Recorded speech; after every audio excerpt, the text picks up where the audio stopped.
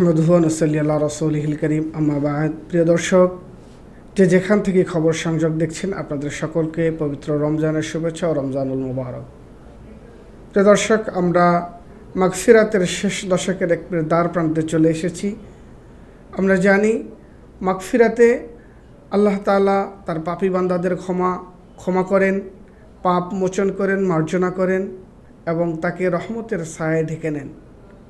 আমরা যারা এই মাঝামাঝি সময় উপনীত হয়েছি এবং রোজা রেখেছি, আমাদের উচিত আমাদের নিজেদের সওয়াবের পাশাপাশি আমাদের যাদের পিতামাতা, আত্মীয় স্বজন, পাড়াপড়শি ইন্তেকাল করেছেন তাদের জন্য কিছু সওয়াবের এহসানি করা, অর্থাৎ তাদের ইসলে সওয়াবের জন্য কিছু আমল করা আমাদের অত্যন্ত গুরুত্বপূর্ণ দায়িত্ব।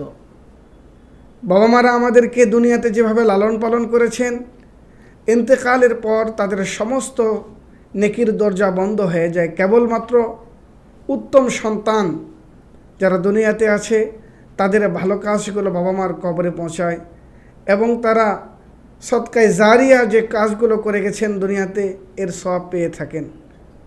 তাই আসুন আমরা আমাদের পিতামাতার জন্য ইসলে সওয়াবে উদ্দেশ্যে কিছু সওয়াবের এহসানি করি। আর এর জন্য পদ্ধতি আছে। এই পদ্ধতি কি?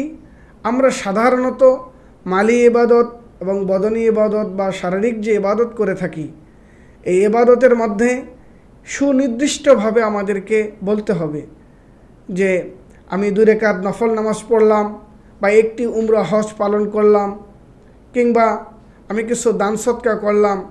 এই দান সদকা, এই নফল নামাজ, এই উমরা আমার অমুক আত্মীয় বা আমার বাবা বা আমার মা তার ইসলে সওয়াবের উদ্দেশ্যে আমি এই ইবাদত করলাম, তাহলেই তার কাছে এই সওয়াবটা সরাসরি পৌঁছে যাবে। কিন্তু যদি আপনি এই নিয়ত না করেন, শুধু দান করেন, তাহলে তাদের কাছে সরাসরি যাবে না। আপনাকে মনে মনে এই সংকল্প করতে হবে যে আমি আমার বাবার নিয়তে এই 5 টাকা বা 2 টাকা বা 10 টাকা বা যা কিছু আমরা দান করি না কেন, এভাবে আমাকে সংকল্প করতে হবে। কিংবা আমি যে নফল নামাজ পড়লাম, এই নামাজ পড়েও আমাকে সংকল্প করতে হবে। আমরা যদি এত কিছু করতে না পারি, অন্তত সূরা ইখলাস একবার, সূরা ফালাক একবার, সূরা নাস একবার এবং সূরা ফাতিহা সাথে সাথে দরুদ শরীফ পড়ে আমরা তাদের জন্য মুনাজাত করে দোয়া করি, যাতে করে কবরের জগতে তারা যে হালতে রয়েছে সেখান থেকে যেন আরও উন্নত অবস্থানে থাকেন এবং আল্লাহ তাআলা তাদের পাপ মার্জনা করে তাদেরকে যেন জান্নাতের বাগিচায় তাদেরকে আশ্রয় দান করেন। এই জন্য আমরা আমাদের পিতামাতাদের জন্য মন খুলে দোয়া করব, যারা আমরা জীবিত রয়েছি, এবং আমাদের নিজেদের শারীরিক সুস্থতার জন্য আমরা দোয়া করব।